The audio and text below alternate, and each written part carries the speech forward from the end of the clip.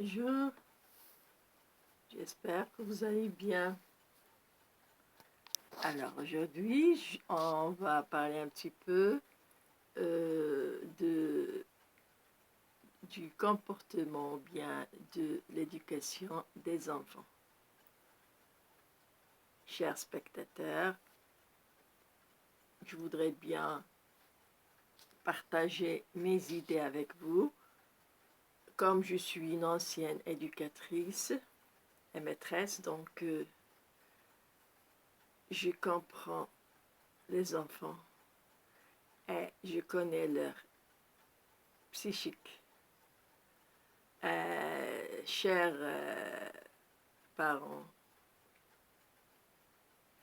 pour se débrouiller bien, pour se comporter avec les enfants, il faut, certes qu'il faut de la patience, c'est pas évident, et surtout, ce qu'on doit leur donner, c'est de l'affection.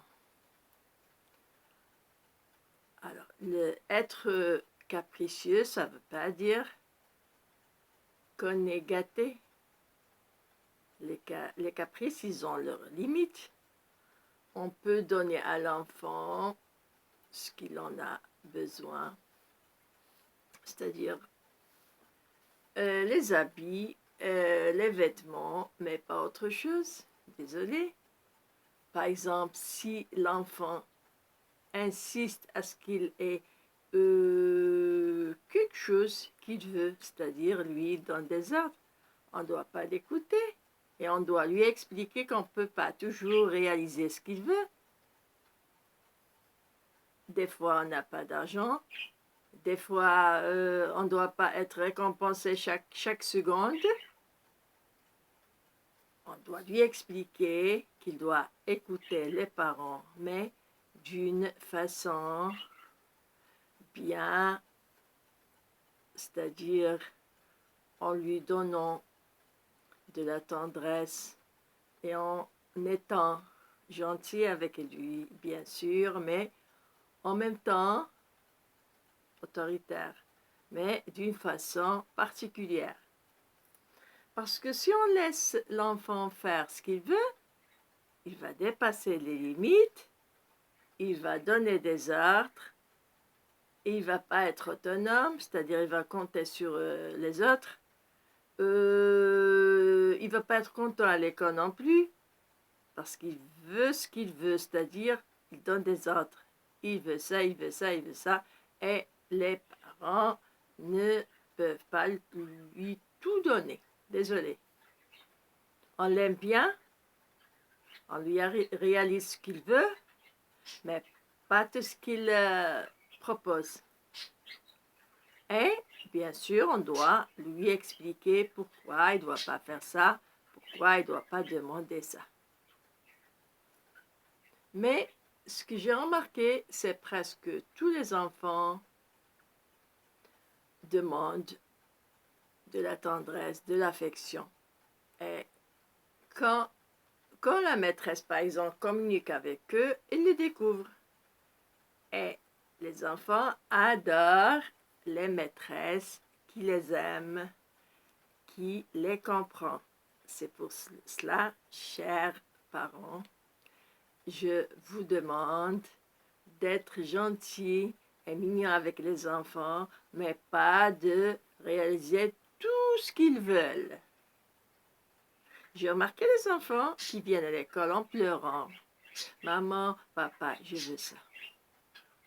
Et les parents, ils leur réalisent ce qu'ils veulent sur le champ.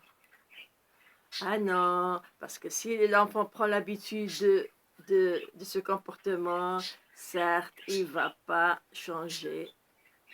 C'est-à-dire, elle va être capricieuse, il va demander trop de choses, et ce n'est pas pour son intérêt, désolé. C'est-à-dire, il faut savoir avoir des limites envers l'enfant. Puisque l'enfant adore la matière. Bien sûr, il ne va pas arrêter de tout demander. C'est pas pour sans bien. C'est vrai qu'à l'école, on leur montre comment se comporter avec les parents, qu'est-ce qui est bien, qu'est-ce qui n'est pas bien, mais chez lui, il doit apprendre aussi, parce que l'école n'est que complémentaire. C'est chez lui qu'il doit, euh, qui vit le plus de temps et qu'il reste avec les parents, des fois avec la femme de ménage, des fois avec la nounou, donc il reste pas stable des fois. Donc, chers parents, s'il vous plaît, essayez même de parler au nounou bien, à la nounou bien, à la femme de ménage, de lui dire ce qu'elle doit faire avec l'enfant. On doit toujours l'encourager, encourager l'enfant, lui dire qu'il est grand, qu'il ne doit pas se comporter comme un bébé, même s'il est encore jeune, même s'il est encore petit. C'est-à-dire, dès l'âge de 3 ans, on doit lui dire que tu es un grand garçon, une grande fille. Et comme ça, il sera fier de lui. Mon chéri, tu ne dois pas faire ça, parce que ce sont les bébés qui le font. Et alors, qu'est-ce que tu veux, que je te mette une couche? Alors, lui, il n'accepte pas. Il n'accepte pas de porter une couche. Et surtout s'il a 3 ans. Non, non, non, non, je suis un grand garçon. Il va dire, je suis grand. Bien, je suis une grande fille. Alors, il faut écouter papa et maman si tu es grand. Tu ne dois pas trop demander. Montre que tu es un grand garçon. Et en ce moment de confinement, je ne sais pas comment l'appeler, un confinement, un demi-confinement, on doit lui remplir, lui combler son vide, c'est-à-dire s'il ne sort pas jouer au parc, s'il ne sort pas pour les salles de jeu, on doit lui expliquer que ça va être passager, qu'il fait froid, qu'il fait très froid par exemple, s'il y a un virus qui apparaît, ça va passer. C'est-à-dire, lui, normalement, on ne doit pas parler des choses qu'on ne peut pas dire aux enfants. Et surtout, lui combler son vide. Il doit rester à la maison et jouer, faire des puzzles, parce que les puzzles, c'est efficace, sont efficaces pour l'éveil des sens, et pour, c'est-à-dire aider l'enfant à s'exprimer, à observer. Aussi, il doit regarder les dessins animés. Par exemple, s'il est dans une école française, il doit avoir les dessins animés en français pour qu'il améliore sa langue. S'il est, par exemple, dans une école anglaise, il doit aussi regarder les dessins animés mais en anglais. Et ainsi de suite. C'est-à-dire, les histoires, si maman ou papa racontent une histoire, c'est impeccable. C'est-à-dire que le langage de l'enfant s'améliore en écoutant une histoire et aussi en regardant les dessins animés. Donc, chers parents, il faut savoir comment répartir le temps de l'enfant.